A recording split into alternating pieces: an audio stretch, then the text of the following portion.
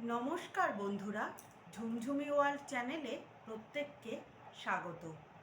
আজ আমি আপনাদের শোনাবো রবীন্দ্রনাথ ঠাকুরের সুয়োরানীর স্বাদ গল্পটি যদি আপনাদের ভালো লেগে থাকে তাহলে আমার চ্যানেলটিকে অবশ্যই লাইক করবেন, কমেন্ট করবেন আর সাবস্ক্রাইব করে দেবেন আর বেল আইকনটি প্রেস করবেন। তাহলে চলুন কথা না বাড়িয়ে গল্পটি আপনাদের পাঠ করে শোনাই।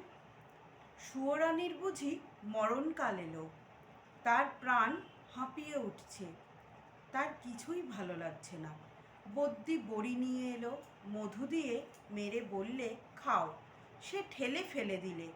রাজার কানে খবর গেল, রাজা তাড়াতাড়ি সভা ছেড়ে এলো। পাশে বসে জিজ্ঞাসা করলে, তোমার কি হয়েছে, কি চাই? সে গুমড়ে উঠে বললে, তোমরা সবাই যাও, একবার আমার স্যাঙাতনিকে ডেকে দাও। স্যাঙাতনি এলো। রানী তার হাত ধরে বললে, সই, বসো, কথা আছে। স্যাঙাতনি বললে, প্রকাশ করে বলো। সুয়োরানী বললে, আমার 7 মহলা বাড়ির একধারে 3টি মহল ছিল দুয়োরানীর, তারপরে হলো 2টো, তারপরে হলো 1টা, তারপরে রাজবাড়ি থেকে সে বের হয়ে গেল। তারপরে দুয়োরানীর কথা আমার মনেই রইল না।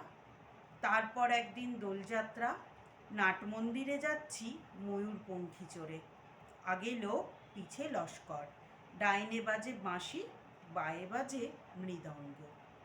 এমন সময় পথের পাশে নদীর ধারে ঘাটের উপরটিতে দেখি একখানি কুঁড়ে ঘর। চাঁপা গাছের ছায়ায় বেড়া বেয়ে অপরাজিতার ফুল ফুটেছে। দুয়ারের সামনে চালের গুঁড়ো দিয়ে শঙ্খচক্রের আলপনা। আমার ছত্রধারিণীকে শুধলেম, আহা, ঘরখানি কার? সে বললে, দুয়োরানীর। তারপরে ঘরে ফিরে এসে সন্ধ্যার সময় বসে আছি, ঘরে প্রদীপ জ্বালিনি, মুখে কথা নেই।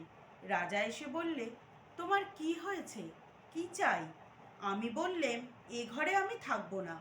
রাজা বললে, আমি তোমার কোঠাবাড়ি বানিয়ে দেব গজদন্তের দেওয়াল দিয়ে। শঙ্খের গুঁড়োয় মেঝেটি হবে দুধের ফেনার মতো সাদা, মুক্ত ঝিনুক দিয়ে তার কিনারে এঁকে দেব পদ্মের মালা। আমি বললেম, আমার বড় স্বাদ গিয়েছে, কুঁড়ে ঘর বানিয়ে থাকি তোমার বাহির বাগানের একটি ধারে। রাজা বললে, আচ্ছা বেশ, তার আর ভাবনা কি? কুঁড়ে ঘর বানিয়ে দিলে। সে ঘর যেন তুলে আনা বনফুল, যেমনই তৈরি হলো অমনি যেন মুচড়ে গেল। বাস করতে গেলেন, কেবল লজ্জা পেলেন। তারপরে একদিন স্নানযাত্রা, নদীতে নাইতে গেছি, সঙ্গে 107 জন সঙ্গিনী। জলের মধ্যে পালকি নামিয়ে দিলে, স্নান হলো। পথে ফিরে আসছি, পালকির দরজা একটু ফাঁক করে দেখি, ও কোন ঘরের বউগা, যেন নির্মাল্যের ফুল, হাতে সাদা শাঁখা, পরনে লাল পেড়ে শাড়ি। স্নানের পর ঘড়াই করে জল তুলে আনছে। সকালের আলো তার ভিজে চুলে আর ভিজে ঘড়ার উপর ঝিকিয়ে উঠছে। ছত্রধারিণীকে শুধলেন, মেয়েটি কে, কোন দেব মন্দিরে তপস্যা করে? ছত্রধারিণী হেসে বললে, চিনতে পারলে না, ওই যে দুয়োরানী। তারপরে ঘরে ফিরে একলা বসে আছি, মুখে কথা নেই। রাজা এসে বললে, তোমার কি হয়েছে, কি চাই? আমি বললেম, আমার বড় স্বাদ, রোজ সকালে নদীতে নেয়ে মাটির ঘড়ায় জল তুলে আনবো বকুলতলার রাস্তা দিয়ে। রাজা বললে, আচ্ছা বেশ, তার আর ভাবনা কি? রাস্তায় রাস্তায় পাহারা বসলো, লোকজন গেল সরে। সাদা শাঁখা পরলেম আর লাল পেড়ে শাড়ি, নদীতে স্নান সেরে ঘড়ায় করে জল তুলে আনলেম। দুয়োরের কাছে এসে মনের দুঃখে ঘড়া আছড়ে ভাঙলেম। যা ভেবেছিলাম তা হলো না, শুধু লজ্জা পেলেম। তারপরে সেদিন রাসযাত্রা, মধুবনে জ্যোৎস্না রাতে তাঁবু পড়ল। সমস্ত রাত নাচ হলো, গান হলো। পরদিন সকালে হাতির উপর হাওদা চলল। পর্দার আড়ালে বসে ঘরে ফিরছি, এমন সময় দেখি বনের পথ দিয়ে কে চলেছে। তার নবীন বয়স, চূড়ায় তার বনফুলের মালা, হাতে তার ডালি, তাতে শালুক ফুল, তাতে বনের ফল, তাতে ক্ষেতের শাক। ছত্রধারিণীকে শুধলেন, কোন ভাগ্যবতীর ছেলে পথ আলো করেছে? ছত্রধারিণী বললেন, জানো না, ওই যে দুয়োরানির ছেলে, ওর মার জন্য নিয়ে চলেছে শালুক ফুল, বনের ফল, ক্ষেতের শাক। তারপরে ঘরে ফিরে একলা বসে আছি, মুখে কথা নেই।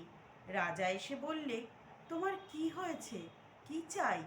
আমি বললেম, আমার বড় স্বাদ, রোজ খাবো শালুক ফুল, বনের ফল, ক্ষেতের শাক, আমার ছেলে নিজের হাতে তুলে আনবে। রাজা বললেন, আচ্ছা বেশ, তার আর ভাবনা কি? সোনার পালঙ্কে বসে আছি, ছেলে ডালি নিয়ে এলো, তার সর্বাঙ্গে ঘাম, তার মুখে রাগ, ডালি পড়ে রইল, লজ্জা পেলেম। তারপরে আমার কি হলো কি জানি, একলা বসে থাকি, মুখে কথা নেই।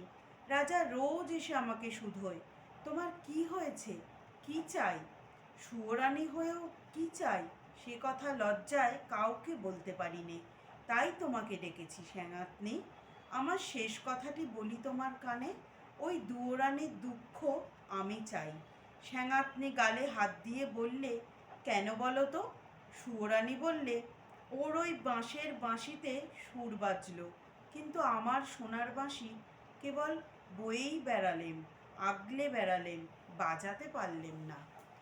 নমস্কার বন্ধুরা, আজ আসি, আবার নতুন কোনো গল্প নিয়ে আপনাদের সামনে হাজির হয়ে যাব।